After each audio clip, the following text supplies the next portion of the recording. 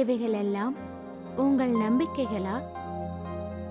பதட்டப்படுவது என்பது இயற்கையானது.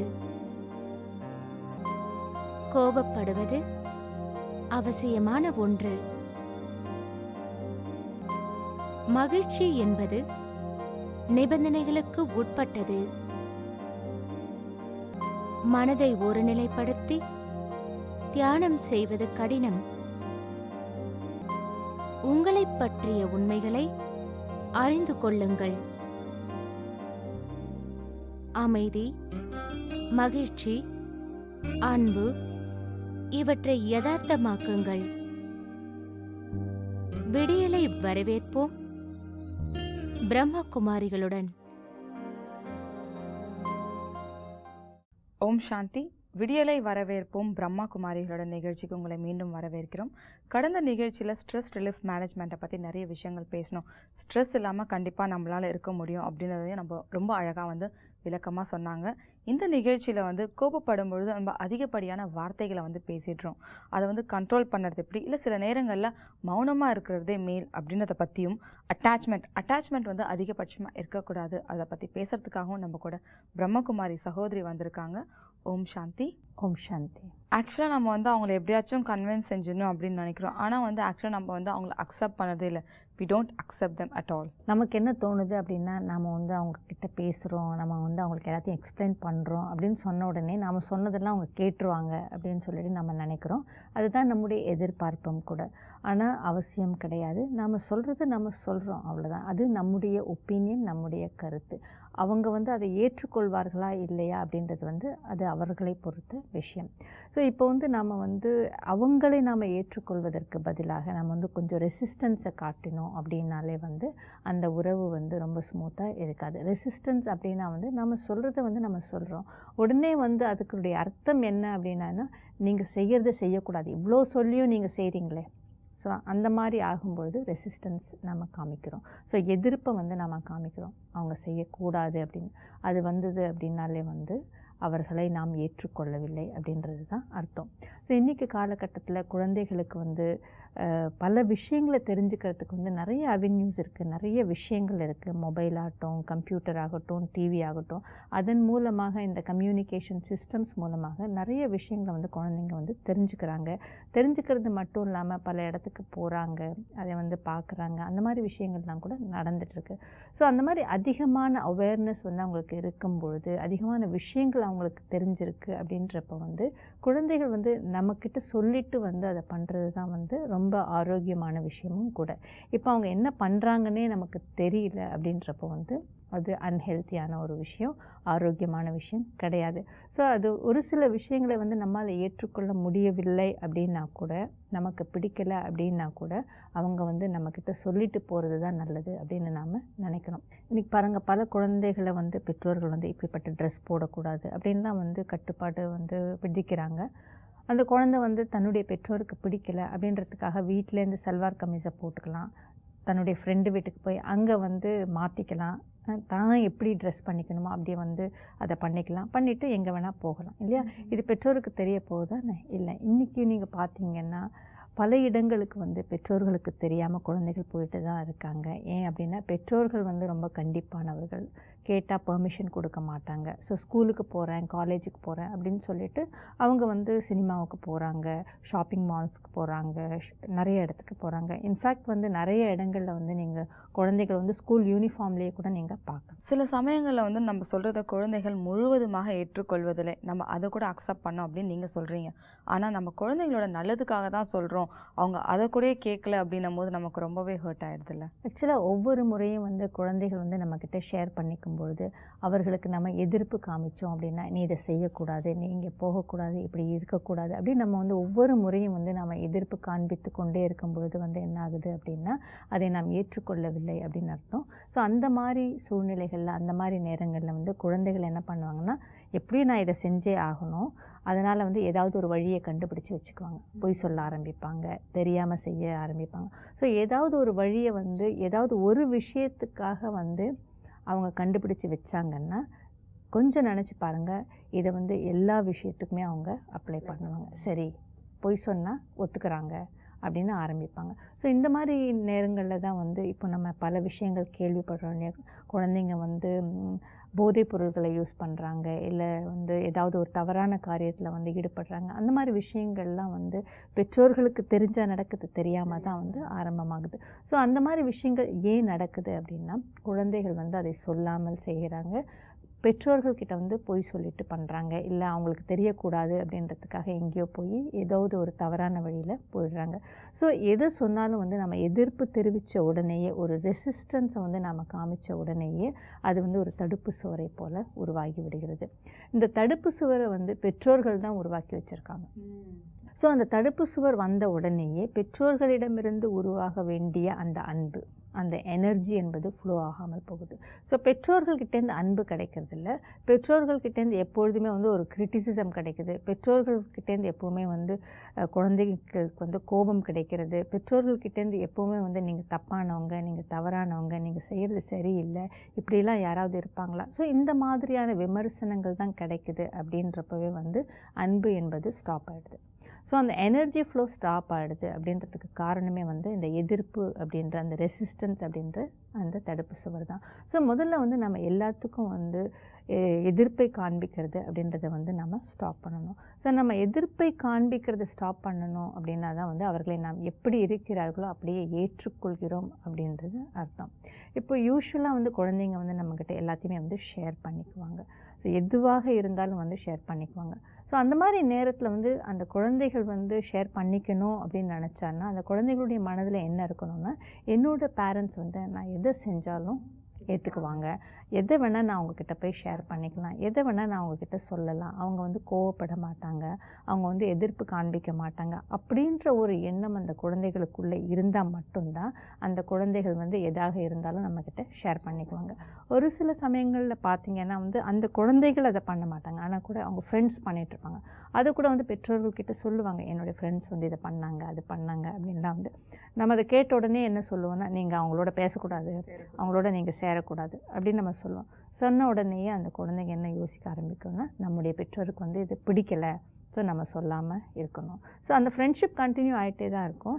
ஸோ அதை நம்மக்கிட்ட சொல்ல மாட்டாங்க. ஸோ அந்த மாதிரி இருக்கும்பொழுது என்ன ஒரு டேஞ்சர் அப்படின்னா, அவங்க என்ன பண்ணுறாங்க அது நமக்கு தெரியாது.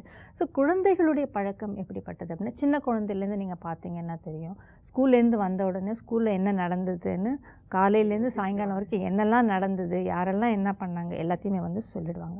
ஸோ அதே பழக்கத்தில் வந்து குழந்தைகள் வந்து பெற்றோர்கள்கிட்ட வந்து எல்லாத்தையுமே வந்து ஷேர் பண்ணிக்கிறாங்க. ஸோ எந்த ஒரு இடத்துல வந்து அவங்க அந்த ஷேர் பண்ணிக்கிறத ஸ்டாப் பண்ணாங்க அப்படின்றத வந்து பெற்றோர்கள் தனக்குத்தானே கேட்டுக்கொள்ள வேண்டும். ஏன் வந்து திடீர்னு அவங்க நம்மக்கிட்ட சொல்கிறத நிறுத்தினாங்க, எந்த சமயத்தில் அது ஆச்சு அப்படின்றத நம்மளை கேட்டுக்கணும். ஸோ ஏதாவது ஒரு சமயத்தில் தன்னுடைய பழக்க வழக்கத்தினால, தன்னுடைய பழைய ஹேபிட்னால் வந்து ஷேர் பண்ணியிருப்பாங்க. அந்த மாதிரி நேரத்தில் பெற்றோர்கள் வந்து கோவப்பட்டிருப்பாங்க, ஏன் அப்படி பண்ண அப்படின்னு சொல்லிட்டு கத்தியிருப்பாங்க, இல்லை கோபப்படுத்திருப்பாங்க. சொன்ன உடனேயே அந்த குழந்தைகள் என்ன நினச்சிருப்பாங்கன்னா, ஓகே இது வந்து என்னோடய பேரண்ட்ஸ்க்கு பிடிக்கலை, ஸோ இனிமேல் நான் என்ன பண்ணணும், இதை சொல்லக்கூடாது, இதை மறைச்சிடணும். ஸோ இந்த மாதிரி தான் வந்து அவங்க பொய் சொல்ல ஆரம்பிக்கிறாங்க. பெற்றோர்களுக்கு தெரியாமல் வந்து இதையெல்லாம் செய்யணும்னு நினைக்க ஆரம்பிக்கிறது எல்லாமே வந்து குழந்தைகளுடைய தவறு கிடையாது, பெற்றோர்களுடைய தவறு தான். ஏன்னா ஏதோ ஒரு இடத்துல வந்து குழந்தைகள் வந்து தன்கிட்ட வந்து தான் என்ன நினைக்கிறோமோ அதை வந்து ஷேர் பண்ணிக்க முடியாத மாதிரி வந்து நடந்துகிட்ருக்காங்க. அதனால் வந்து குழந்தைகள் வந்து மறைக்க ஆரம்பிச்சிட்ருக்காங்க. ஸோ பல சமயம் வந்து பெற்றோர்கள் சொல்கிறது வந்து, இப்போல்லாம் என் குழந்தை வந்து முன்ன மாதிரி பேச மாட்டேன்றான், எல்லாத்தையுமே சொல்ல மாட்டேன்றான், எப்போவுமே ஒதுங்கியே இருக்காங்க, அப்படி அவங்க வந்து நம்மக்கிட்ட எல்லாத்தையுமே சொல்லணும், அதுக்கு நான் என்ன பண்ணணும் அப்படின்லாம் வந்து கேட்குறாங்க. நம்ம என்ன பண்ணணும்னா, ஒரு பெற்றோராக இருந்து நம்ம வந்து அவங்க என்ன சொல்கிறாங்களோ அதை வந்து அப்படியே கேட்கணும், அப்படியே நம்ம ஏற்றுக்கொள்ள வேணும். ஸோ அது பண்ணாமல் எல்லாத்துக்குமே வந்து நீ தவறு, இது செய்கிறது தப்பு, உனக்கு வந்து உலகம் தெரியாது, காலம் கெட்டு போச்சு, உலகம் கெட்டு போச்சு, இப்படிலாம் பண்ணால் இப்படிலாம் ஆகிடும். ஸோ எப்பொழுதுமே நாம் வந்து அவங்கள வந்து கிரிட்டிசைஸ் பண்ணிகிட்டே இருக்கிறதோ, எப்போவுமே அவங்க வந்து அவங்களுக்கு எதுவுமே தெரியாது, அவங்க குழந்தைங்க, அவங்க செய்கிற எல்லாமே வந்து தவறு தான் அப்படின்னு சொல்லிக்கிட்டே இருந்தோம்னா நிச்சயமாக இந்த உறவில் வந்து இந்த தடுப்பு சுவர் என்பது வந்துடும். அந்த உறவில் வந்து பெற்றோர்களுக்கு வந்து குழந்தைங்க என்ன செய்கிறாங்க அப்படின்றது தெரியாமல் போகிறதுக்கு வாய்ப்பு இருக்குது. சில குடும்பங்களில் இது போல் நடந்துட்டு தான் இருக்குது. பல சமயங்களில் பல குடும்பங்களில் வந்து நம்ம இதை பார்த்துருக்கலாம். ஒரு பேரண்ட்ஸ், ஒரு தாய் மகள் அப்படின்றவங்களுடைய உறவு வந்து மிக நெருக்கமானதாக கூட இருக்கும். அந்த தாய் மகள் வந்து ரொம்ப க்ளோஸாக இருப்பாங்க. பல விஷயங்களை வந்து பகிர்ந்து கொள்வார்கள்.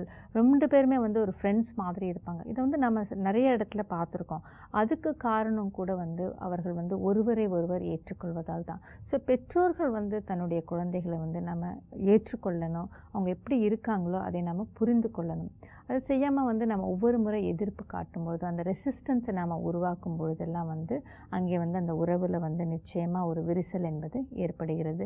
ஸோ இந்த மாதிரியான குடும்பங்களில் வந்து அந்த பெற்றோர்களும் குழந்தைகளும் ஏன் ரொம்ப அவ்வளோ க்ளோஸாக இருக்காங்க அப்படின்றதுக்கான காரணமே வந்து அக்செப்டன்ஸ் தான். இதை நம்ம புரிஞ்சுக்கணும். இப்போது எப்பொழுதுமே வந்து நம்ம மற்றவர்களுடைய வாழ்க்கையில் வந்து குறுக்கிடுவதை வந்து நம்ம தவிர்க்கணும். இன்டர்ஃபியர் ஆகிறத வந்து நம்ம தவிர்க்கணும். நம்முடைய மனதிற்குள்ளே வந்து மற்றவர்களை பற்றிய விஷயங்கள் வந்து ஓடிக்கிட்டே இருக்குது. மற்றவர்களுடைய வாழ்க்கையினுடைய ஸ்கிரிப்டை வந்து நம்ம எழுதிக்கிட்டே இருக்கோம். அதை முதல்ல வந்து நிறுத்தணும். அதை நம்ம தவிர்க்கணும். யார் தன்னுடைய வாழ்க்கையை எப்படி வாழ வேண்டும் அப்படின்னு நினைக்கிறாங்களோ அவர்கள் அப்படி வாழட்டும் அப்படின்ற ஒரு மனப்பக்குவத்தை கொண்டு வந்து அவர்களை அவர்களாகவே நாம் ஏற்றுக்கொள்ள வேண்டும். அதை விட்டுட்டு நம்ம மாற்றுவதற்கு முயற்சி செய்கிறோம் அப்படின்னு சொல்லிட்டு வந்து அவர்களை நம்ம கட்டுப்பாட்டுக்குள்ளே கொண்டு வருவது கூடாது. அவங்கள கண்ட்ரோல் பண்ணுறதுக்கு முயற்சி செய்யக்கூடாது. சில சமயங்களில் வந்து நம்மக்கிட்ட வந்து அவர்களுடைய வாழ்க்கையை பற்றி நம்மக்கிட்ட பேசுகிறாங்க. அந்த மாதிரி நேரத்துலலாம் கூட வந்து அவங்களுக்கு நம்ம சஜஷன் கொடுக்கலாம். யாருடைய வாழ்க்கையிலும் வந்து நம்ம முழுவதுமாக இன்வால்வ் ஆகிடக்கூடாது. அதில் வந்து என்டாங்கிள் ஆகக்கூடாது. அது வந்து நம்மீது நம்முடைய கவனத்தை வைப்பதற்கு வந்து நிறைய தடைகளை ஏற்படுத்தும். இப்போது யாராவது வந்து சஜஷன்ஸ் கேட்டால் கூட நம்ம அவங்களுக்கு சஜஷன் சொல்லலாம். நீங்கள் இதை முயற்சி பண்ணுங்கள், அதை முயற்சி பண்ணுங்கள், அவ்வளோதான் சொல்லலாம். ஆனால் நம்ம சொன்ன உடனேயே அவங்க அதை கேட்டுடணும். அவங்க அதை கேட்கலை, அதை கேட்டிருந்தால் வந்து அதுதானே அவங்களுக்கு நல்லது அப்படின்லாம் கூட நாம் நினைக்கக்கூடாது. நம்ம சொல்லணும்னு நினச்சோம், அதை நம்ம செஞ்சோம். அதை ஏற்றுக்கொள்வதும் அதை வந்து ஏற்றுக்கொள்ளாமல் இருக்கிறதும் கூட அவங்களுடைய விருப்பம்தான். ஸோ அதை ஏற்றுக்கிட்டு அதன்படி நடக்கலாம். இல்லை அவங்க எப்படி நினைக்கிறாங்களோ அப்படியே கூட அதை செய்யலாம். ஸோ இந்த மாதிரி வந்து நமக்குள்ளே வந்து மற்றவர்களை பற்றின எண்ணங்கள் ஓடிக்கிட்டே இருக்கும்பொழுது நம்முடைய எதிர்பார்ப்புகள் என்பது அவர்கள் நாம் நினச்சபடி அவங்க நடந்துடணும், அவங்களுக்கு வந்து நல்லதுக்கு தானே நம்ம சொல்கிறோம் அப்படின்னெல்லாம் வந்து நமக்குள்ளே ஓடிக்கிட்டே இருக்கும்பொழுது நம்முடைய கவனம் நம்மேலே இருப்பதற்கு வந்து வாய்ப்புகள் வந்து ரொம்ப குறைவானதாக தான் இருக்குது. ஸோ ஒவ்வொரு விஷயத்துலையும் வந்து நம்ம என்ன நினச்சிக்கணும் அப்படின்னா, நம்ம என்ன புரிஞ்சுக்கணும் அப்படின்னா, ஒவ்வொரு ஆத்மாவும் வந்து இந்த உலகத்திலே வந்து தன்னுடைய வாழ்க்கையை வந்து வாழ்வதற்காக வந்திருக்கு. ஒவ்வொரு ஆத்மாவிற்குள்ளேயும் வந்து அந்த சக்தி என்பது இருக்கிறது. அவரவர்களுடைய வாழ்க்கையை ஏதாவது ஒரு வழியில் வந்து கண்டுபிடித்து வாழ்வதற்கு முற்படுவார்கள். ஸோ நாம் வந்து அவங்களுக்கு ரொம்ப இன்டர்ஃபியர் ஆகி இப்படி இருக்கணும், அப்படி ஆகிப்போச்சே, ஏன் இப்படி ஆச்சு, அந்த மாதிரிலாம் நம்ம வந்து கவலைப்பட்டுட்டோ, இல்லை எதிர்மறையான எண்ணங்களை உருவாக்கிக்கிட்டோ, இல்லை அவங்களுக்கு நான் உதவி செய்யணும் அப்படின்னு சொல்லிட்டோ நம்ம போய் அதில் இன்வால்வ் ஆகும்பொழுது நம்முடைய கவனம் வந்து மற்றவர்கள் மேலே போயிடுது அப்படின்றது தான் அர்த்தம். ஸோ இதில் ரொம்ப கேர்ஃபுல்லாக இருக்கணும். ஸோ எல்லா ஆத்மாக்களுக்குமே அவர்கள் என்ன செய்கிறார்கள் அப்படின்னு தெரியும். தன்னுடைய வாழ்க்கை எப்படி இருக்கணும் அப்படின்றது அவங்களுக்கு தெரியும். ஸோ அவர்களுக்கிட்ட இருக்கக்கூடிய அந்த சக்தி, மேலும் அவர்கள்கிட்ட இருக்கக்கூடிய விஷயங்களை வச்சுட்டு அவங்களுடைய கெப்பாசிட்டிக்கு ஏற்ற மாதிரி அவங்களுடைய வாழ்க்கை என்பது போயிட்டுருக்கு. அவர்களுடைய வாழ்க்கை என்பதை வாழ்ந்து கொண்டிருக்கிறார்கள். ஸோ யார் எப்படி வாழ வேண்டும் என்று நினைக்கிறார்களோ அவர்களை அப்படியே வாழ விடுங்க. So let them be what they want to be. So நாம் நினைக்கிறபடியான வாழ்க்கையை அவங்க வாழணும் அப்படின்னு நாம் நினைக்கக்கூடாது. அதில் நம்ம ஃபோர்ஸ் பண்ணக்கூடாது. ஸோ அது மட்டும் இல்லாமல் ஒவ்வொரு முறையும் வந்து என்ன நடந்து முடிஞ்சுதோ அதை வந்து லெட் கோ செய்யணும். அதை வந்து விட்டுடணும். நம்ம அதையே பிடிச்சிக்கிட்டு அதையே நினச்சிக்கிட்டு அதனுடைய அடிப்படையிலேயே வந்து நம்முடைய நிகழ்காலத்தை வந்து முடிவு செய்யக்கூடாது. நம்முடைய எதிர்காலத்தையும் நம்ம முடிவு செய்யக்கூடாது. ஸோ கடந்து முடிந்ததை வந்து நம்ம லெட் கோ செய்யணும். ஸோ அதை வந்து பாஸ் செய்யணும். இன்னொரு முக்கியமான விஷயம் என்ன அப்படின்னா, என்ன நடந்துகிட்ருக்கோ அது எல்லாமே வந்து ரொம்ப சரியாகத்தான் நடந்து கொண்டு இருக்கிறது. அதில் வந்து நம்ம வந்து ஆழமான நம்பிக்கையை வச்சு நம்ம செயல்படணும்.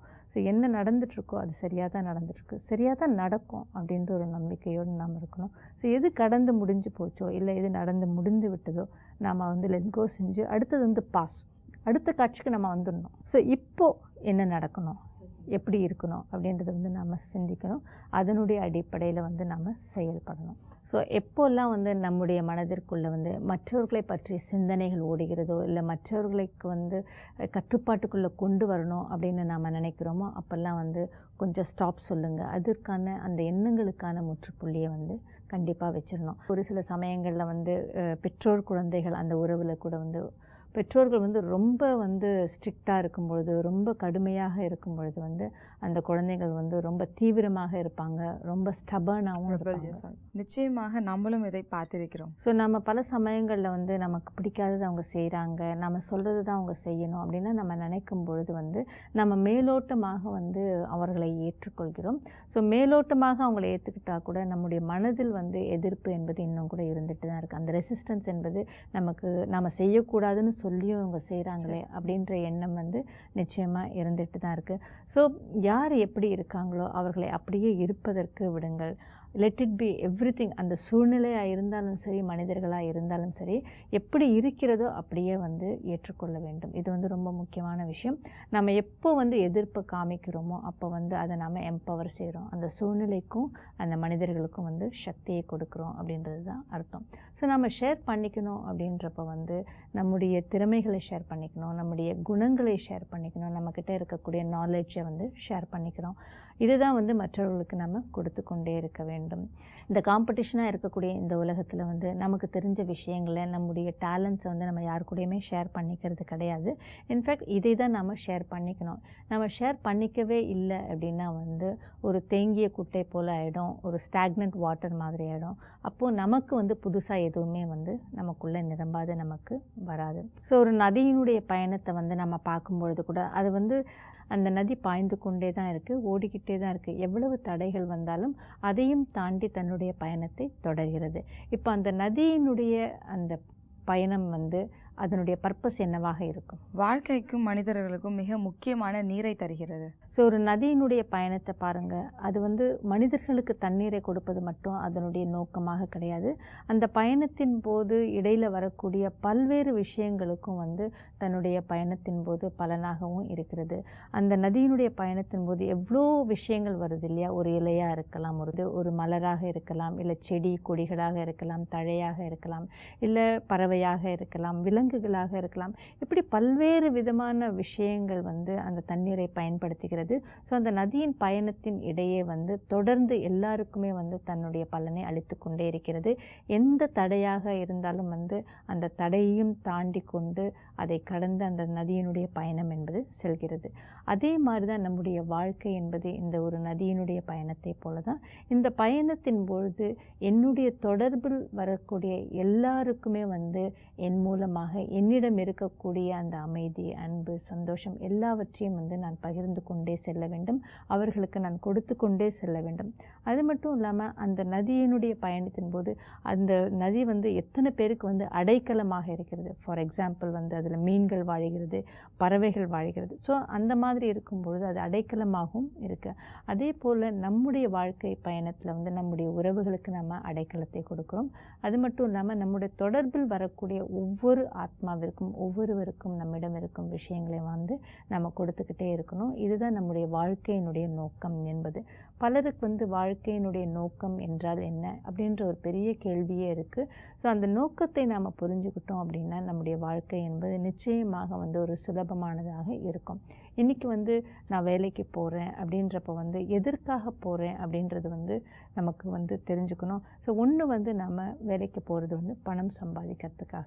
ரெண்டாவது வந்து நாம் வேலைக்கு போகிறது அங்கே என்னுடைய தொடர்பில் வருபவர்களுக்கு எனக்குள்ளே இருக்கக்கூடியதை வந்து நான் பகிர்ந்து கொள்வதற்காக அப்படின்னு நாம் சொல்லலாம். ஸோ இதுதான் வந்து நம்முடைய வாழ்க்கையினுடைய நோக்கம். ஆனால் ஒர்க் பிளேஸில் கூட வந்து பார்த்தீங்கன்னா வந்து நிறைய சஃபகேஷனான விஷயங்கள் நடந்துட்டுருக்கு, அதாவது மூச்சு திணறான விஷயங்கள் நடக்குது. ஸோ இப்போ நான் எதற்காக வேலைக்கு போகிறேன் அப்படின்ற நோக்கம் வந்து தெளிவாக இருந்ததுன்னா இது நடக்காது. நான் வந்து வேலைக்கு போகிறது இல்லை நான் அலுவலகத்திற்கு போகிறதே வந்து என்னிடம் இருக்கக்கூடிய விஷயங்களை என்னுடைய தொடர்பில் வருபவர்களுக்கு கொடுப்பதற்காக தான் அப்படின்னு நான் நினச்சேன் அப்படின்னா நான் வந்து ஸ்ட்ரெஸ் பற்றி நான் நினைக்க வேண்டிய அவசியமே கிடையாது. ஒரு நதியினுடைய பயணத்தை போல தான் நம்முடைய வாழ்க்கை பயணமும். எப்படி ஒரு நதி வந்து வந்து தன்னுடைய பயணத்தில் தன்னுடைய பாதையில் வரக்கூடிய எல்லா விஷயங்களையும் வந்து வளமாக்குகிறதோ அதே போல் தான் வந்து என்னுடைய வாழ்க்கை பயணத்தில் என்னுடைய தொடர்பில் வருபவர்களை வந்து நான் வந்து நரிஷ் பண்ணிகிட்டே இருக்கணும், ஹாப்பினஸை கொடுத்துக்கிட்டே இருக்கணும், வளமையாக்கி கொண்டே இருக்கணும். அதனுடைய அர்த்தம் வந்து என்னுடைய தொடர்பில் வருபவர்களுக்கு எனக்குள்ளே இருப்பதை நான் பகிர்ந்து கொள்ள வேண்டும். இப்போ நாம் வந்து ஆஃபீஸ்க்கு போகிறதுக்கு கூட அங்கே என்னுடைய தொடர்பில் வருபவர்களோட வந்து எனக்குள்ளே இருக்கக்கூடிய அந்த அமைதி, மகிழ்ச்சி அவற்றை வந்து பகிர்ந்து கொள்ள தான், அவர்களை வந்து அதை கொடுத்து வளமையாக்க தான், அவர்களை வந்து நரிஷ்மெண்ட் பண்ணுறதுக்காக தான். அதாவது அவர்களுக்கும் மகிழ்ச்சியை தர வேண்டும் அப்படின்றீங்க. ஆமாம். இப்போ வந்து நான் யூஸ்வலாக வந்து ஆஃபீஸ்க்கு போகும்பொழுது நான் என்ன நினைக்கிறேன்னா, என்னுடைய நாள் முழுதும் எப்படி இருக்குமோ அப்படின்லாம் நினைக்கிறோம்.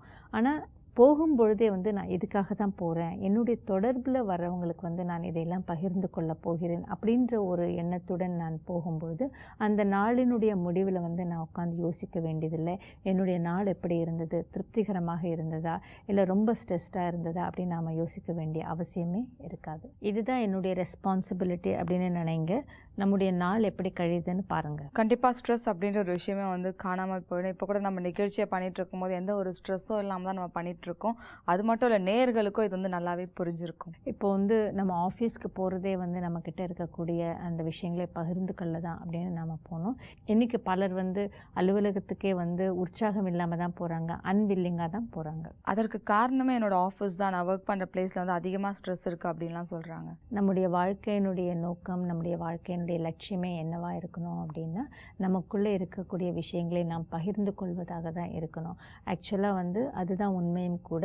வாழ்க்கையினுடைய பர்பஸ் வந்து எக்ஸ்சேஞ்ச் ஆஃப் எனர்ஜி தான். ஸோ நான் மற்றவர்களுக்கிட்ட வந்து எனக்குள்ளே இருக்கக்கூடிய அந்த எண்ணங்கள் மூலமாகவும் உணர்வுகள் மூலமாகவும் பாசிட்டிவ் எனர்ஜியை நான் உருவாக்கி என்னுடைய தொடர்பில் வரக்கூடிய ஒவ்வொருத்தர்கிட்டையும் வந்து நான் அதை ஷேர் பண்ணிக்கிட்டே இருக்கணும், பகிர்ந்து கொண்டே போகணும். இதுதான் வந்து வாழ்க்கைன்னு நம்ம சொல்ல முடியும். ஸோ அப்படி நமக்குள்ளே வந்து ஒரு நல்ல எண்ணங்களை உருவாக்கி, நல்ல உணர்வுகளை உருவாக்கி, அந்த எனர்ஜியை வந்து அந்த ஃப்ளோவை வந்து நம்ம கண்டினியூ பண்ணிக்கிட்டே இருக்கணும். ஸோ அதை நம்ம மற்றவர்களுக்கு கொடுத்து கொண்டே இருக்கணும்.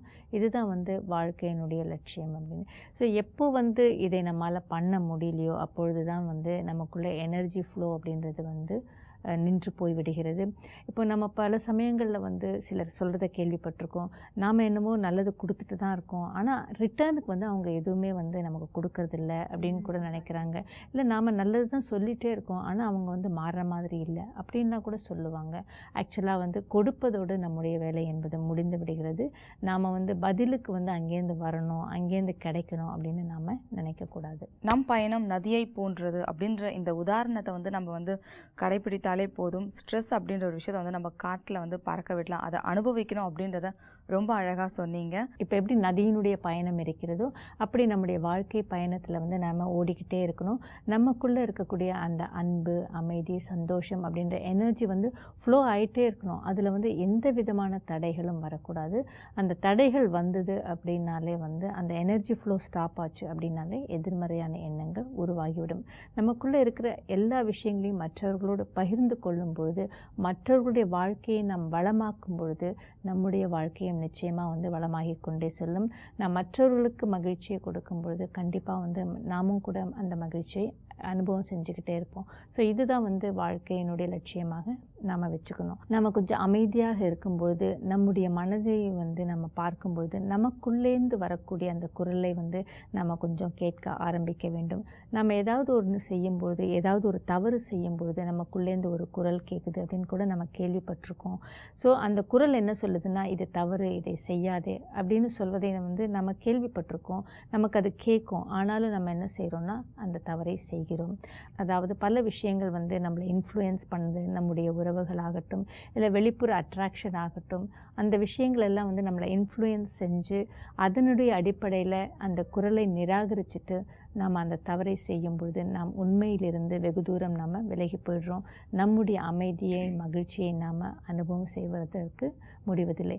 ஸோ நமக்குள்ளேருந்து ஒரு குரல் வருகிறது. அந்த குரலை வந்து கேட்டும் கூட அதை நிராகரிச்சுட்டு நாம் செய்கிறதையே செய்கிறோம், இல்லை நாம் தவறுகளை செஞ்சுக்கிட்டே இருந்தோம்னா அந்த குரல் வந்து நின்று விடுகிறது.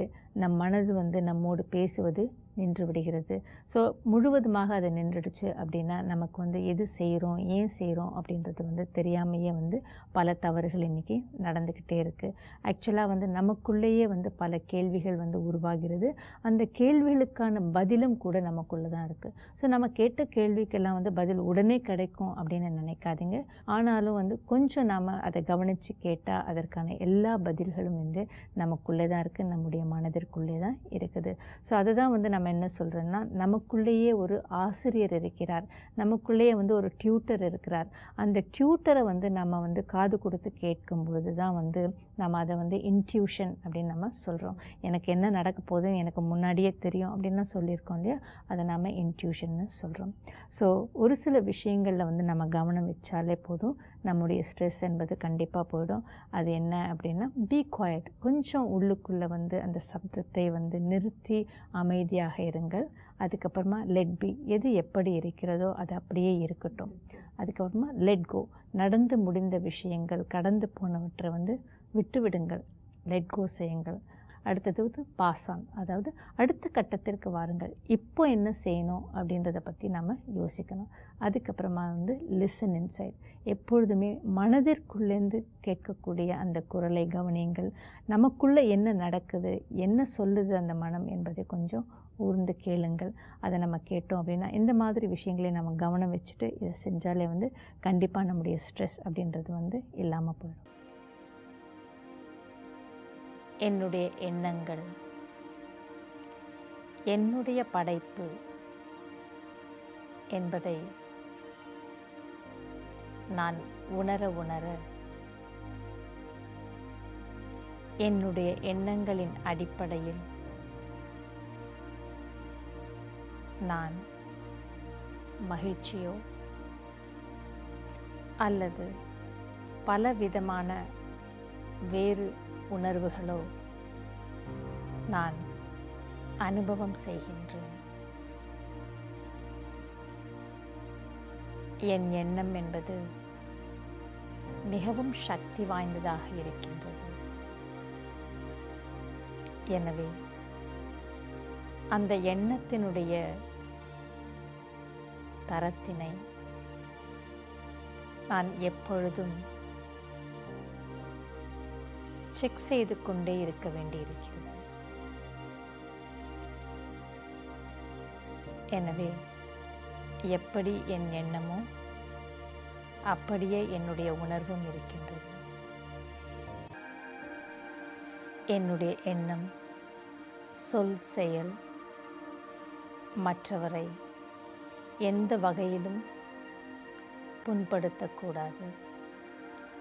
ஏனென்றால் அதிலிருந்து உருவாகும் எனர்ஜி என்னை பாதிக்கப் போகிறது என்பதை நான் மிக தெளிவாக உணர்ந்திருக்கிறேன்.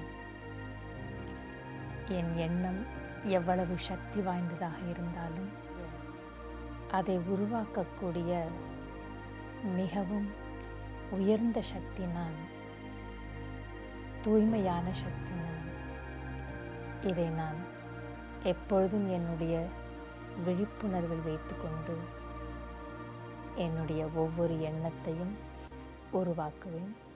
கண்டிப்பாக நீங்கள் சொன்ன ஒவ்வொரு விஷயத்தையும் வந்து பரிசோதிச்சுட்டு நம்ம அனுபவம் செஞ்சு பார்த்தாலே ஸ்ட்ரெஸ் அப்படின்ற ஒரு விஷயத்தை நம்ம காற்றில் பறக்க வைக்க முடியும் அப்படின்ற ஒரு தன்னம்பிக்கையை கொடுத்துருக்கீங்க. மீண்டும் இந்த நிகழ்ச்சியில் நம்ம சந்திப்போம். நன்றி. ஓம் சாந்தி சிஸ்டர். ஓம் சாந்தி.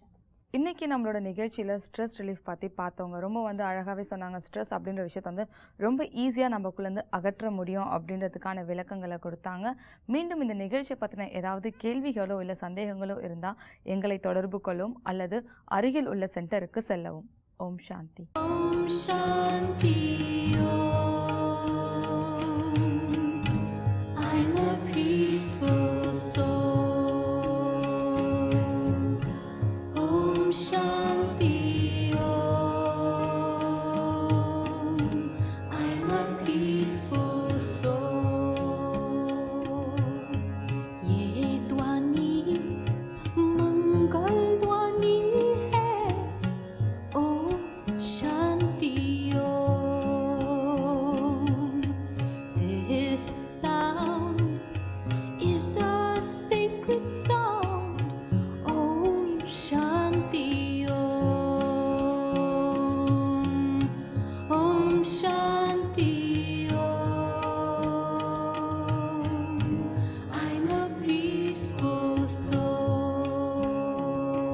பிரம்மா குமாரிகளின் சேவை மையங்களில் ராஜயோக தியான பயிற்சி இலவசமாக அளிக்கப்படுகிறது.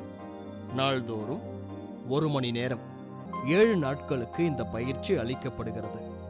உலகெங்கிலும் 8500க்கும் மேற்பட்ட சேவை மையங்கள் இயங்கி வருகின்றது. இந்தியாவில் முக்கிய நகரங்களில் மட்டுமின்றி சிறு சிறு கிராமங்களிலும் சேவை மையங்கள் இயங்குகின்றது. மேலும் விவரங்களுக்கு நீங்கள் தொடர்பு கொள்ள வேண்டிய முகவரி